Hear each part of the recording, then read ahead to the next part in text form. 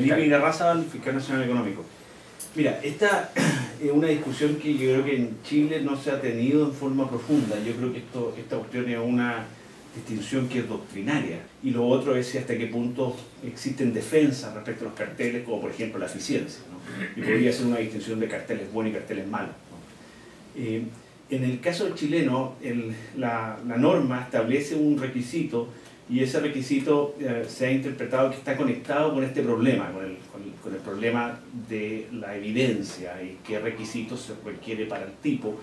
Y es básicamente esto de que los acuerdos entre competidores le confieran poder de mercado.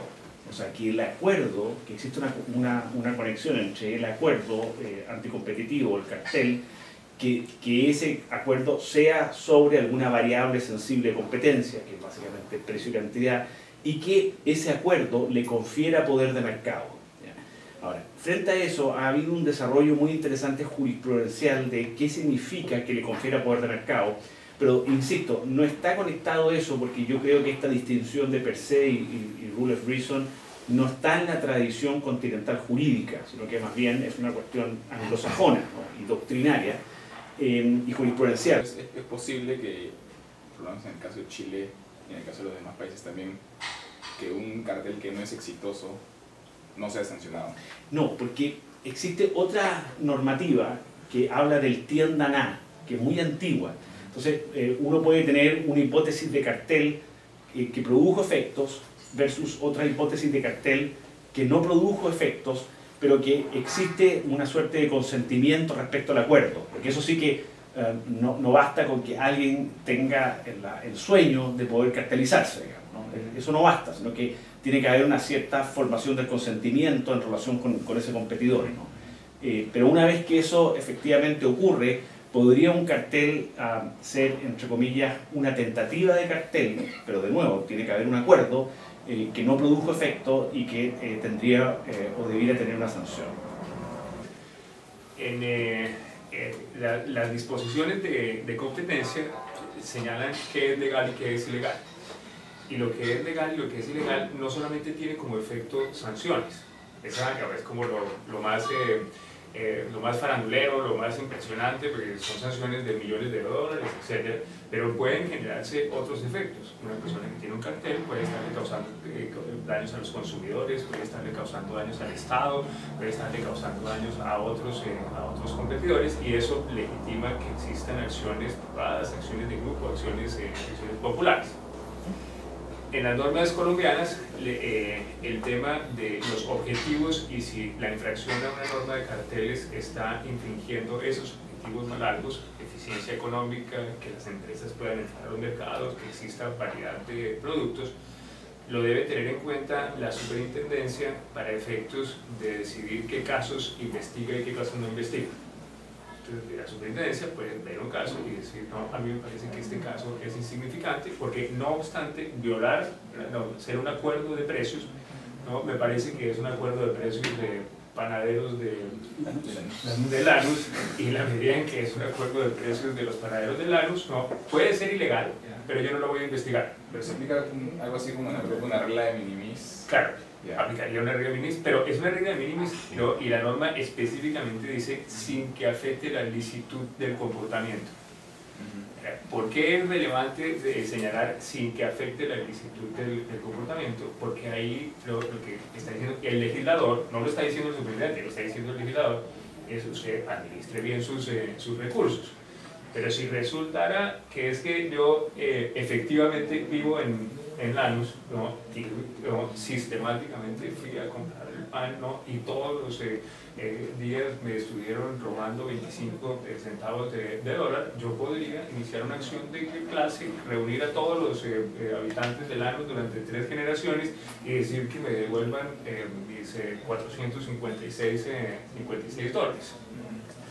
Entonces, para redondear, ¿no? Yo creo que todos los carteles son carteles per se, y que en los únicos casos en que hay la posibilidad de hacer una desviación respecto del cartel per se es si en la legislación local, por alguna razón, al momento de evaluar si esto es ilegal, considere tal o cual circunstancia.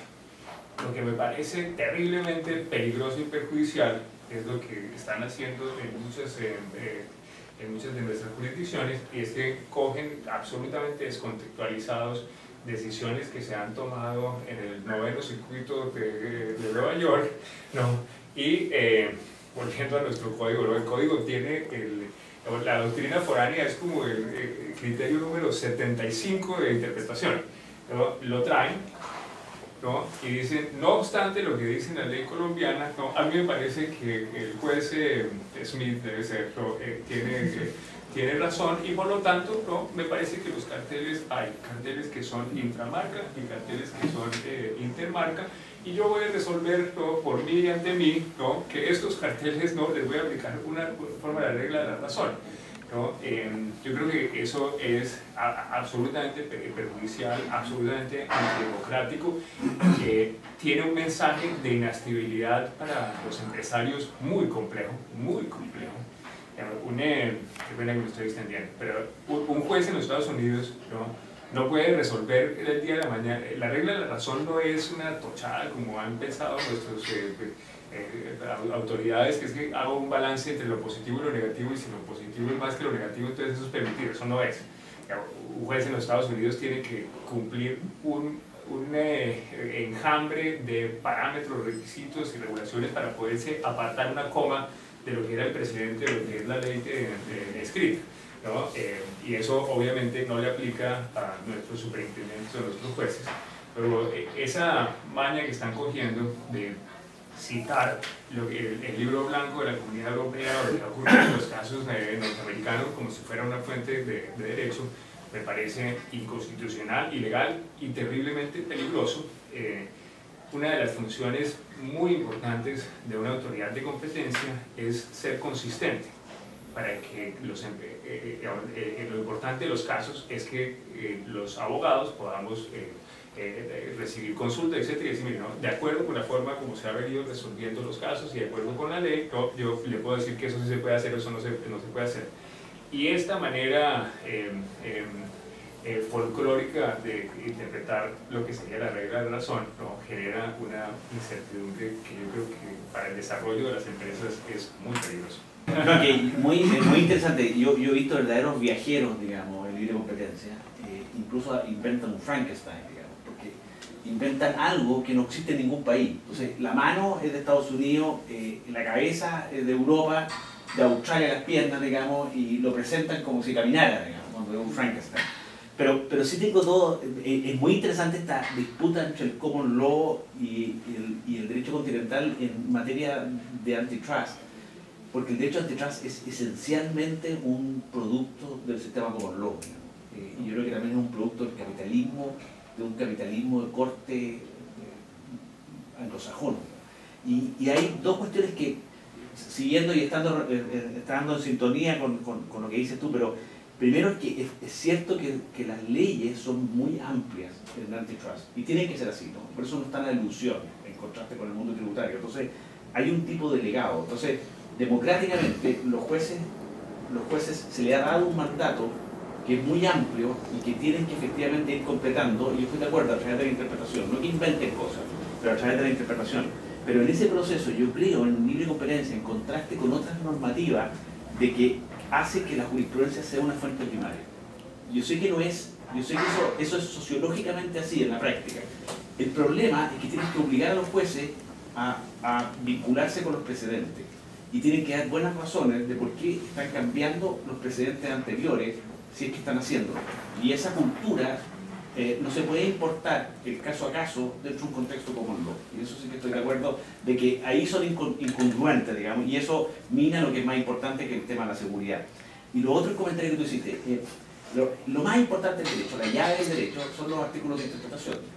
Los artículos de interpretación están en el Código Civil. No es curioso que estén en el Código Civil, de hecho normalmente no están en la Constitución, por lo menos sí en Chile, están en el Código Civil. El Código Civil chileno, que es venezolano, digamos, que es hecho por Andrés Bello, la norma de interpretación tiene una palabra que a mí siempre me ha causado ruido y que también relativiza tu comentario, digamos, y es que la norma de interpretación no dice cuando la ley es clara, dice, esto viene del Código de Luisiana, Estados Unidos, en esa parte, yo estoy seguro que ese artículo es muy parecido a lo de ustedes. Bonito, sí. Claro, dice, cuando el sentido de la ley es ¿Cuál es el claro. sentido de la ley? Claro, y entonces el problema de todo esto es determinar cómo tú llegas a entender cuál es el sentido de la ley. Y ahí se entiende, y siempre se ha entendido, yo creo que ese es el verdadero derecho, que no es eso una dictadura del elemento gramatical. Porque tú no entiendes las cosas, no te basta entender las cosas con solo leerlas y tener un diccionario raro que hayan importado. Especialmente en temas de libre competencia. Siempre y cuando la duda en la interpretación sea una duda legítima. Sí.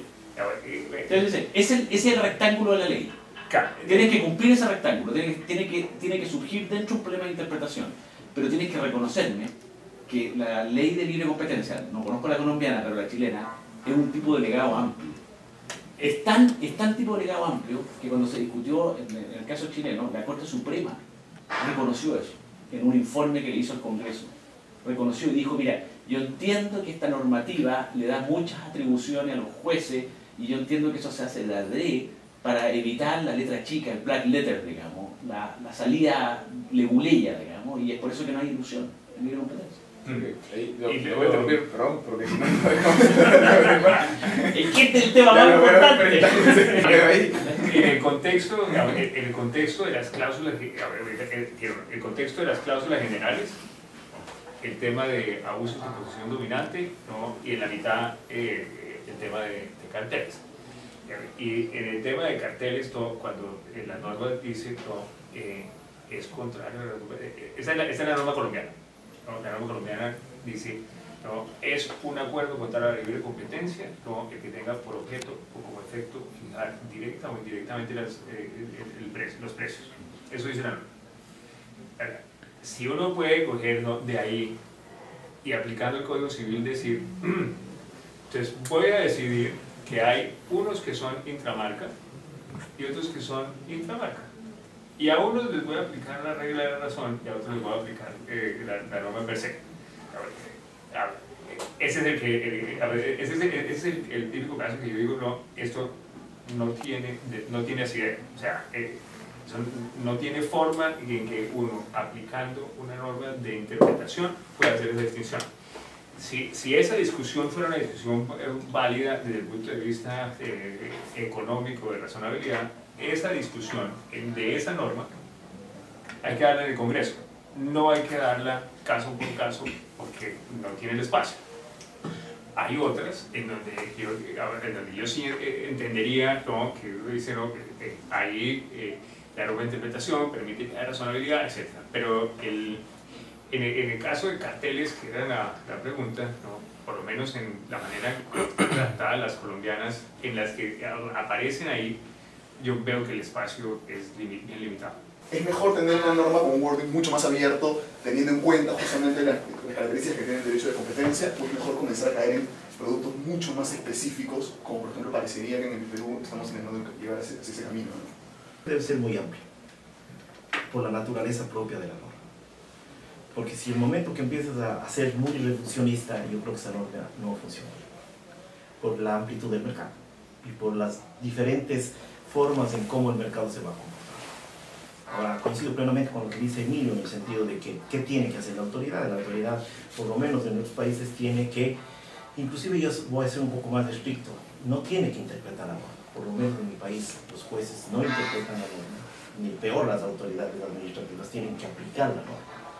Quien tiene capacidad de interpretación de normas es la Asamblea Legislativa y en una instancia superior la Corte Constitucional. Entonces tienen que aplicar la norma. Y si las normas empiezan a ser muy reducidas en derecho a la competencia, yo creo que vamos a tener serios problemas. Porque vos puedes hacer el tema de intramarca o intermarcas con las normas que lo tienes. Ahora, ¿cómo yo interpreto, cómo debo como autoridad interpretar la jurisprudencia de otros países cuando somos países, en el caso de Ecuador, que tenemos muy corto tiempo aplicando la norma de competencia? Yo creo que es muy imposible aplicarla sin esa jurisprudencia de otros países. Obviamente tienes que tener la suficiente diligencia de que esa interpretación te sirva, esa jurisprudencia te sirva para interpretar lo que está pasando en tu mercado y en el caso particular. Y haciendo una referencia, no vas a aplicar tu norma sustentada en la jurisprudencia de terceros países, y un caso que por muy parecido que sea, no es el que estás yendo a resolver. La utilizas en ese sentido y de alguna manera haces que te sirva de guía para tú como autoridad resolver en ese sentido, pero en base a lo que dice la ley. Ahora, yo creo que las normas de competencia en América Latina, por lo menos las que yo conozco, sí tienen algo de Frankenstein, como dice Felipe, porque lamentablemente la influencia que hemos tenido, tanto norteamericana como europea, han hecho que en algunos países construyamos ciertos Frankensteins, algunos más bonitos que otros, otros más feos que otros, pero también es muy cierto que mucho también depende de quién le aplica la norma, porque vos puedes tener una norma completamente a tu medida, si cabe el término, pero quien la va a aplicar no tiene la más mínima idea de lo que está haciendo, no va a funcionar en lo más mínimo. Cuando yo escucho estas discusiones, la sensación que me queda, no quiero que se enojen conmigo, pero soy tan franco, es que estamos discutiendo la letra chica. Lo dije un poco ayer también en la presentación. No, porque tal caso, pareciera que el caso es importantísimo, ¿sí? Y que estamos discutiendo la letra chica. Yo creo que tenemos que tener una mirada mucho más amplia, que es la mirada que yo tengo de los problemas de competencia que seguramente me enseñaron desde la economía, quiero aclarar. O sea, a cada uno de nosotros nos lavaron el cerebro en algún lado, a los abogados en la Facultad de Derecho, a los economistas nos lavaron en la Facultad de Economía. A mí me lo lavaron el primer cuatrimestre del primer año de la facultad, me explicaron que los carteles son nocivos y que generan consecuencias negativas sobre la asignación de recursos en cualquier mercado y que generan una transferencia de bienestar de consumidores a productores a favor de los productores y que generan un perjuicio a los consumidores, ¿sí? Y que difícilmente, los carteles duros estoy hablando, difícilmente generen ganancia de eficiencia. Difícilmente, por supuesto, carteles no duros podrían generar ganancia de eficiencia. Es muy difícil también, nos enseñaron, que esa ganancia de eficiencia compensen, muy difícil, muy poco probable que compensen los perjuicios que le generan la asignación de recursos a los consumidores. Casi imposible. Pero podría. Entonces, esta es la mirada que yo tengo. Yo digo, a ver, si los carteles tienen esas consecuencias tan negativas, al igual que hacen en Estados Unidos, al igual que hacen en Europa, al igual que hacen en Australia, Nueva Zelanda, etc., hay una política de Estado en contra de los carteles en todos los sectores de la economía. Cualquiera. Hay una política de Estado. Y la sociedad recibe de manera sistemática que los carteles son malos y que hay que sancionarlos, etc. Es un poco mi mirada. Y esa era mi mirada que a mí me gusta transmitir. Primero, tiene que haber una política de Estado en contra de las conductas anticompetitivas y en especial de los carteles. Y de ahí discutirlo para abajo.